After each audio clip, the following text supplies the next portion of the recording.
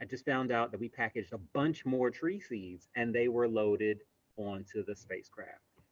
And that's because we've had a couple of delays with Artemis 1's launch. So now with these fresh seeds, we can be sure that, they're super fresh and that the ones that are going up into space have a better chance of being viable, right? So now let's talk about the launch. We have the latest date. You ready? As of right now, NASA's going to try to launch on Monday, November 14th, 2022. And that's just a couple of weeks away if you're watching this live. So please, let's keep our fingers crossed that our little seed buddies are going to get up into space sometime next month. Yes. Okay. Fingers crossed. Now, let's check in back in with our panelists who are so excited they're getting tongue tied just like me. We have a quick question, and that question, I think this one might be for you, Cass. The question is, how long does it take for the seeds to grow? I think Kayla and I are going to double team this a little bit, but seeds can take anywhere from just a few days to maybe more than a month before they'll actually sprout. Depends on the species. And then once they've sprouted, it can take them decades to grow up to be old enough to reproduce and make their own seeds. Kayla, do you have anything you'd like to add to that? Yeah, I think when we're talking about this particular group of seeds, they'll end up at a Forest Service nursery. And ideally, we can grow a seedling in just a couple of years. But like Cass said, it'll take quite a while before that seedling becomes as tall as you guys. And I'll just add a little bit more to it. And if we plant those seedlings in a location that they're well adapted to grow and survive on, we can expect them to live for hundreds of years after that.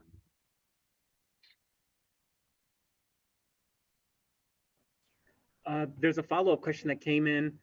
How do you wake up a dormant tree seed? Sure, I can touch on that. So seed dormancy is how seeds adapt to their environment so that they can germinate at the right time in the right place. So ideally, when there's enough moisture.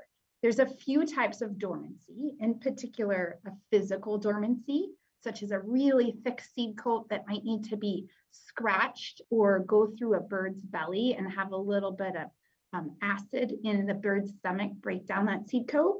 Or there can be a physiological dormancy. So it just depends on the type of seed and how we need to break through that seed coat, imbibe that seed, which means give it a lot of moisture, and then that seed will germinate.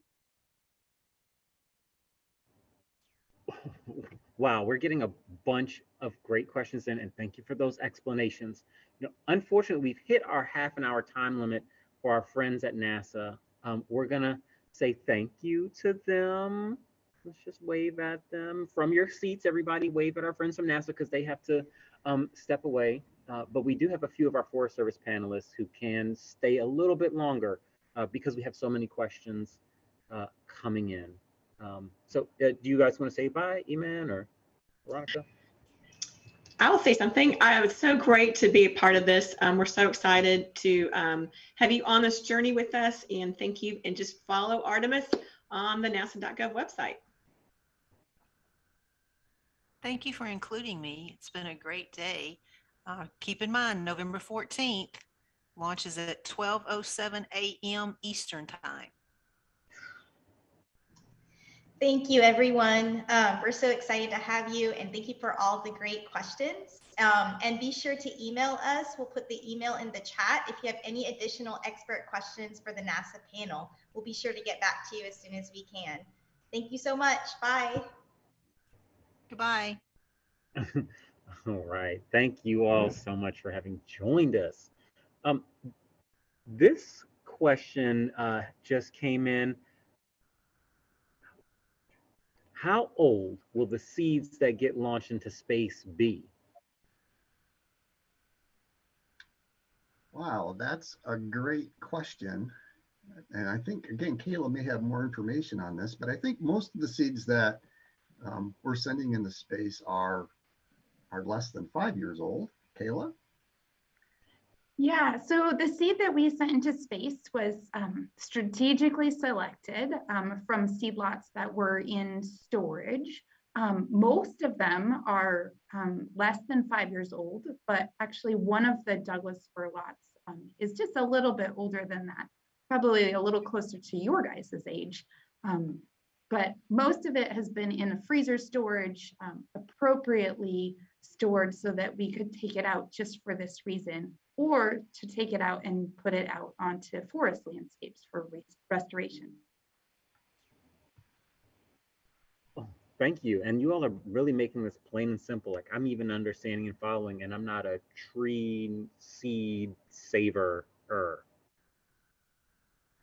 The next question that came in, it was asking about the Apollo 14 mission and comparing it to this one. So the question is, the Apollo 14 mission took up redwood tree seeds, but the Artemis mission took up giant sequoia.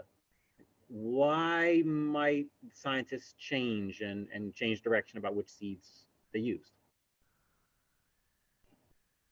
That's a really good question.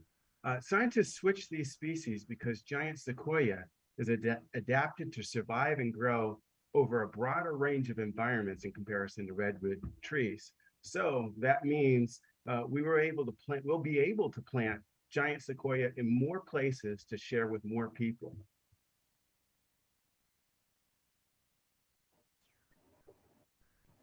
Another follow-up question, where are these Forest Service nurseries that will grow the seedlings? Yeah, I'll take that one, MChat. So the Forest Service has 6 nurseries. There's one in Watersmeet, Michigan, one in Halsey, Nebraska, one in Coeur d'Alene, Idaho, another in Boise, Idaho, one in Central Point, Oregon, and one just outside of Placerville, California. And we also have 2 seed extractories, one in Oregon and one in Mississippi, that help process the seeds that we use in our nurseries. Thank you, Cass. You might have answered this one, but the one that just came in, we had a bunch of questions coming in about where will these moon trees be able to grow? And someone specifically asked, will they be able to grow in northern Wisconsin and in the Midwest? And I think you're telling us yes. I am telling you yes. We tried to pick seeds, species, and sources of seeds that could be planted in various places across the United States, just so that everyone can participate in the Moon Trees program. Thinking about everybody, and now it's funny, some of the kids are asking about everybody left on the screen here. What's your favorite tree?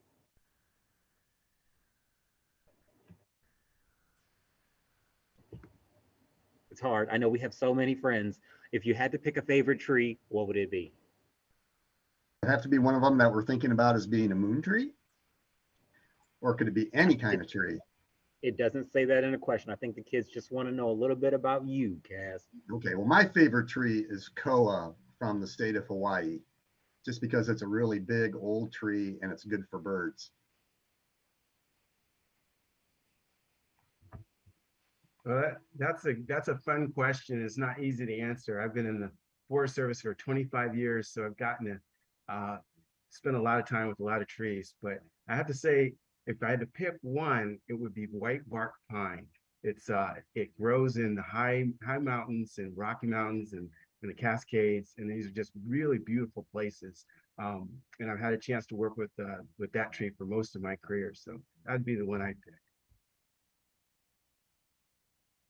Yeah, I think if I were to pick a favorite tree, it actually isn't one that's going up, but I would probably pick the sugar pine. And that's just because I've done a lot of tree seed collection, and sugar pine was probably the most difficult to collect, but the most fun.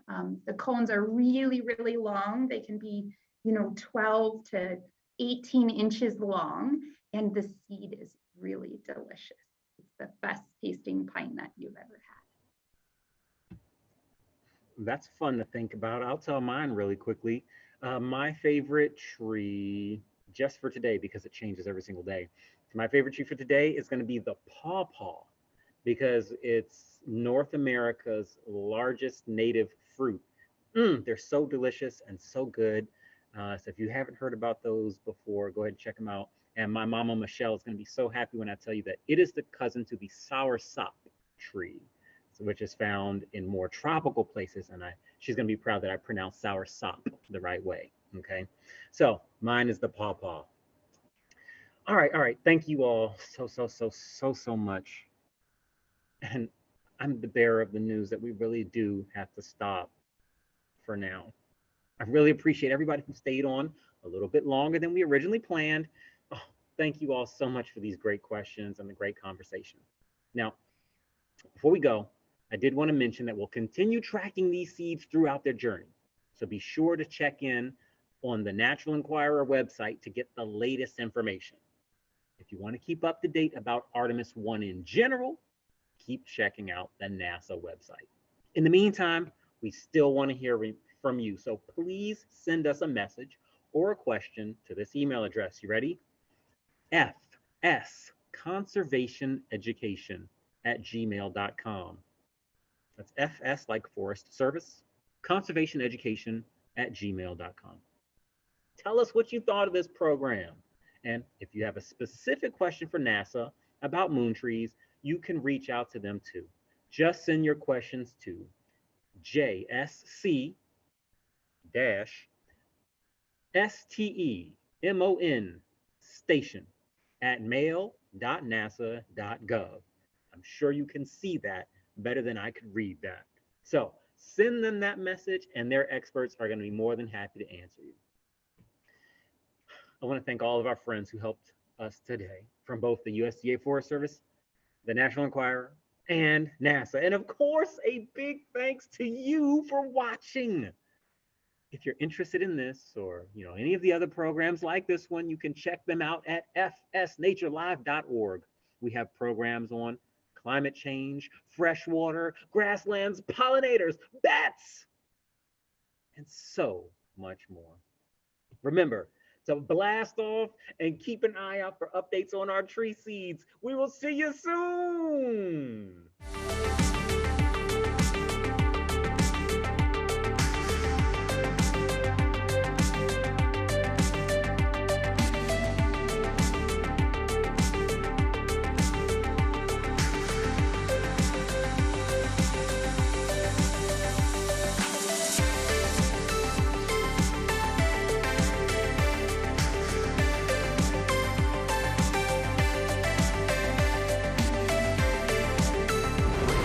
Have a range clear to launch. 3, 2, 1.